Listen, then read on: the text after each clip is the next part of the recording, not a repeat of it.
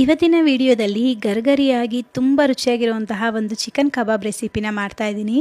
ಈ ಕಬಾಬ್ನ ಮಾಡೋದಕ್ಕೆ ಯಾವುದೇ ರೀತಿಯಾದ ಫುಡ್ ಕಲರ್ ಬೇಡ, ಹಾಗೆ ಅಂಗಡಿ ಮಸಾಲೆಗಳು ಬೇಡ. ತುಂಬಾ ರುಚಿಯಾಗಿರುತ್ತೆ. ಜೊತೆಗೆ ಈ ಒಂದು ಪೇಸ್ಟನ್ನು ನೀವು ರೆಡಿ ಮಾಡ್ಕೊಂಡ್ಬಿಟ್ರೆ ಏನಿಲ್ಲ ಅಂದರೂ ಒಂದು ವಾರದಿಂದ 15 ದಿನಗಳ ಕಾಲ ಫ್ರಿಜ್ಜಲ್ಲಿ ಇಟ್ಟು ನಿಮ್ಗೆ ಯಾವಾಗ ಬೇಕು ಆವಾಗ ನೀವು ಕಬಾಬ್ನ ಮಾಡ್ಕೋಬೋದು. ಚಿಕನ್ ಕಬಾಬ್ ಮಾಡೋದಕ್ಕೆ 1 kg ಆಗೋಷ್ಟು ಚಿಕನ್ನ ಚೆನ್ನಾಗಿ ಕ್ಲೀನ್ ಮಾಡಿ ಅದರಲ್ಲಿರುವಂತಹ ನೀರನ್ನೆಲ್ಲ ತೆಗೆದು ಇಟ್ಕೊಂಡಿದ್ದೀನಿ. ಎಲ್ಲ ಪೀಸಸ್ನು ಸಹ ನಾನು ಚಿಕನಲ್ಲಿ ಆ್ಯಡ್ ಮಾಡಿದ್ದೀನಿ, ಯಾವುದನ್ನು ಸಹ ಸಪ್ರೇಟ್ ಮಾಡಿಲ್ಲ. ಇನ್ನು ಒಂದು 20 ಆಗೋಷ್ಟು ಬ್ಯಾಡಗೆ ಮೆಣಸಿನ್ಕಾಯಿನ 2 ಗಂಟೆಗಳ ಕಾಲ ನೆನೆಸಿಟ್ಕೊಂಡಿದ್ದೆ. ಈಗ ಒಂದು ಮಸಾಲೆನ ರೆಡಿ ಮಾಡ್ಕೊಳ್ಳೋದಕ್ಕೆ ಮಿಕ್ಸರ್ ಜಾರ್ಗೆ 1 ಇಂಚ್ ಆಗೋಷ್ಟು ಶುಂಠಿ, 2 ಗೆಡ್ಡೆ ಬೆಳ್ಳುಳ್ಳಿ, ಖಾರಕ್ಕೆ ಎಷ್ಟು ಬೇಕಾಗುತ್ತೆ ಅಷ್ಟು ಸ್ವಲ್ಪ ಹಸಿಮೆಣಸಿನ್ಕಾಯಿ, ಅರ್ಧ ಹಿಡಿ ಆಗೋಷ್ಟು ಕೊತ್ತಂಬರಿ ಸೊಪ್ಪು, ಅರ್ಧ ಹಿಡಿ ಆಗೋಷ್ಟು ಪುದೀನ ಎಲೆಗಳನ್ನ ಹಾಕ್ಕೊಳ್ತಾ ಇದ್ದೀನಿ. ಇದಕ್ಕೆ ಇವಾಗ 2 ಲವಂಗ ಹಾಗೆ 1 ಇಂಚ್ ಆಗೋಷ್ಟು ಒಂದು ಚಕ್ಕೆನ ಹಾಕ್ಕೊಳ್ತಾ ಇದ್ದೀನಿ.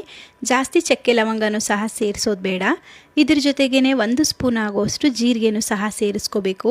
ಜೀರಿಗೆ ಆಗಲಿ, ಚಕ್ಕೆ ಲವಂಗ ಆಗಲಿ, ಮೆಣಸಾಗಲಿ ಇದು ಯಾವುದೂ ತುಂಬ ಜಾಸ್ತಿ ಸೇರಿಸ್ಕೋಬೇಡಿ.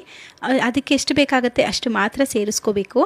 ನಂತರ 1 ಸ್ಪೂನ್ ಆಗೋಷ್ಟು ಮೆಣಸುಕಾಳನ್ನು ಸೇರಿಸ್ಕೊಂಡು ನೆನೆಸಿಟ್ಟಿದ್ದಂತಹ ಬ್ಯಾಡಗೆ ಮೆಣಸಿನ್ಕಾಯಿನ ಹಾಕ್ಕೊಳ್ತಾ ಇದ್ದೀನಿ. ಒಂದು ಸ್ವಲ್ಪ ನೀರನ್ನು ಸೇರಿಸ್ಕೊಂಡು ಇದನ್ನು ಎಷ್ಟು ಸಾಧ್ಯ ಆಗುತ್ತೆ ಅಷ್ಟು ಗಟ್ಟಿಯಾಗಿ ಸ್ವಲ್ಪ ತರಿಯಾಗಿ ಈ ರೀತಿ ರುಬ್ಬಿ ಇಟ್ಕೋಬೇಕು. ಇದನ್ನು ಇವಾಗ ತೊಳೆದು ಕ್ಲೀನ್ ಮಾಡಿ ಇಟ್ಟಿದ್ದಂತಹ ಚಿಕನ್ಗೆ ಸೇರಿಸ್ಕೊಳ್ತಾ ಇದ್ದೀನಿ. ಇದ್ರ ಜೊತೆಗೆ ಒಂದು ಸ್ವಲ್ಪ ಬೇರೆ ಎಕ್ಸ್ಟ್ರಾ ಪೌಡರ್ನ ಸಹ ಸೇರಿಸ್ಕೋಬೇಕು.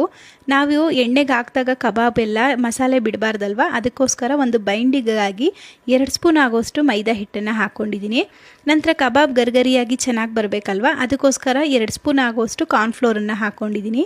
1 ಸ್ಪೂನ್ ಮಾತ್ರ ವಿಡಿಯೋ ರೆಕಾರ್ಡ್ ಆಗಿದೆ, ಇನ್ನೊಂದು ಸ್ಪೂನ್ ವಿಡಿಯೋ ಇರೋದು ರೆಕಾರ್ಡ್ ಆಗಿಲ್ಲ, ಅದಕ್ಕೋಸ್ಕರ 2 ಸ್ಪೂನ್ ಕಾರ್ನ್ಫ್ಲೋರನ್ನು ಹಾಕ್ಕೊಂಡಿದ್ದೀನಿ. 1 ಸ್ಪೂನ್ ಆಗುವಷ್ಟು ಧನಿಯಾ ಪುಡಿ, ರುಚಿಗೆ ಎಷ್ಟು ಬೇಕಾಗುತ್ತೆ ಅಷ್ಟು ಉಪ್ಪನ್ನು ಸೇರಿಸ್ಕೊಂಡು 1/4 ಟೀ ಸ್ಪೂನ್ ಆಗುವಷ್ಟು ಅರಿಶಿನ ಪುಡಿನ ಹಾಕ್ಕೊಂಡಿದ್ದೀನಿ. ನಂತರ ಒಂದು ಮೊಟ್ಟೆನ ಸೇರಿಸಿ 1 ನಿಂಬೆ ಹಣ್ಣಿನ ರಸನ ಪೂರ್ತಿಯಾಗಿ ಹಾಕ್ಕೊಳ್ತಿದ್ದೀನಿ. ಇದಿಷ್ಟೇ ಮಸಾಲೆ.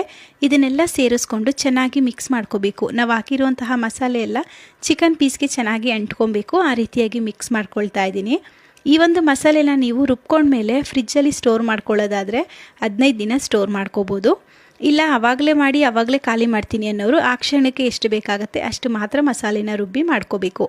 ಮಸಾಲೆನೆಲ್ಲ ಚೆನ್ನಾಗಿ ಹಾಕಿ ಮಿಕ್ಸ್ ಮಾಡ್ಕೊಂಡ್ಮೇಲೆ 1 ಗಂಟೆಗಳ ಕಾಲ ನೆನೆಯೋದಕ್ಕೆ ಬಿಟ್ಟಿದ್ದೆ. ಇದೆಲ್ಲ ಚೆನ್ನಾಗಿ ನೆಂದ ಮೇಲೆ ಇದಕ್ಕೆ ಇವಾಗ ಒಂದು 20 ಆಗೋಷ್ಟು ಕರಿಬೇವಿನ ಎಲೆನ ಸೇರಿಸ್ಕೊಂಡು ಒಂದು ಸಲ ಮಿಕ್ಸ್ ಮಾಡಿ ಹದವಾಗಿ ಕಾದಿರುವಂತಹ ಎಣ್ಣೆಗೆ ಒಂದೊಂದೇ ಕಬಾಬ್ಗಳನ್ನ ಹಾಕ್ಕೊಂಡು ಗರ್ಗರಿಯಾಗಿ ಮೇಲೆಲ್ಲ ಸ್ವಲ್ಪ ಬಣ್ಣ ಬದಲಾಗುತ್ತೆ ಅಲ್ಲಿವರೆಗೂ ಇದನ್ನು ಚೆನ್ನಾಗಿ ಫ್ರೈ ಮಾಡ್ಕೋಬೇಕು. ಸ್ಟವ್ನ ಹೈ ಫ್ಲೇಮಲ್ಲಿ ಇಟ್ಕೊಂಡು ಕಬಾಬ್ನ ಡೀಪ್ ಫ್ರೈ ಮಾಡಿದ್ರೆ ನಮಗೆ ಮೇಲೆ ಮಾತ್ರ ಬಣ್ಣ ಬದಲಾಗುತ್ತೆ, ಒಳಗಡೆ ಎಲ್ಲ ಚಿಕನ್ ಬೆಂದಿರೋದಿಲ್ಲ. ಅದಕ್ಕೋಸ್ಕರ ಸ್ಟವ್ನ ಮೀಡಿಯಂ ಫ್ಲೇಮಲ್ಲೇ ಇಟ್ಕೊಂಡು ಇದೆಲ್ಲ ಸ್ವಲ್ಪ ಬಣ್ಣ ಬದಲಾಗಿ